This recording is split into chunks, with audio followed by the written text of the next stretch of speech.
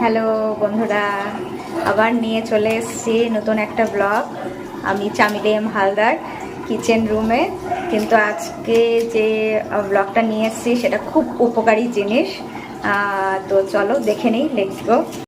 দেখো আজকে যেটা বানাবো সেটা হচ্ছে আমলা। এখন শীতকাল, প্রচুর পরিমাণে বাজারে আমলা পাওয়া যায়, খুব তরতাজা আমলা। সেই আমলার জুস তোমরা হয়তো সকলেই জানো, আমলার জুস খাওয়াটা কত উপকারী। তো কিভাবে এই আমলার জুসটা বানাবে চলো একটু দেখে নিই আমরা।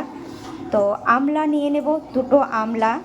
তো এখানে অলরেডি নিয়ে নেওয়া হয়েছে, দুটো আমলা কেটে রাখা হয়েছে, একটা ছোট বিটরুট ছিল সেই বিটরুট নেওয়া হয়েছে।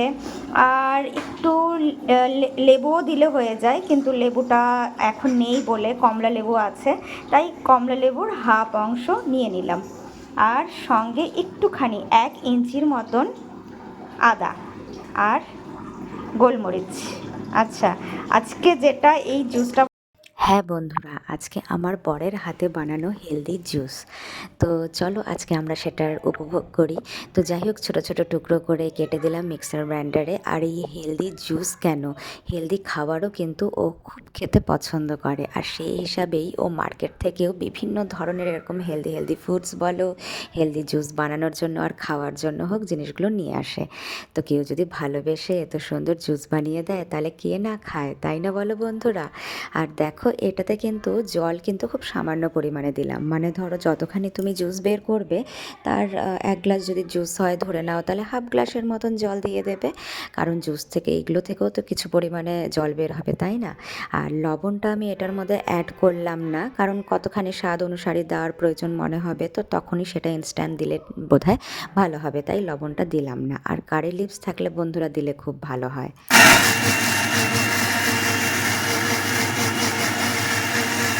তো দেখো গ্র্যান্ড হয়ে গিয়েছে, সেটা ছাঁকনি দিয়ে ছেঁকে নিয়েছি।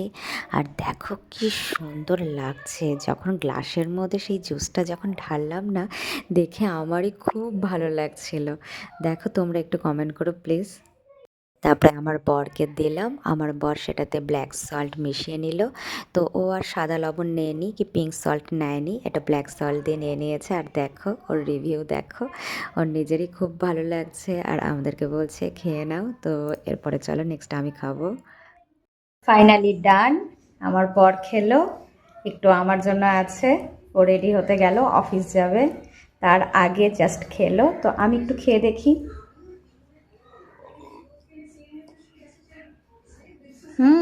ভিটামিন সি ভরপুর, ভিটামিন বি 12, ভিটামিন সি প্রচুর পরিমাণে, খেয়েই বোঝা যাচ্ছে।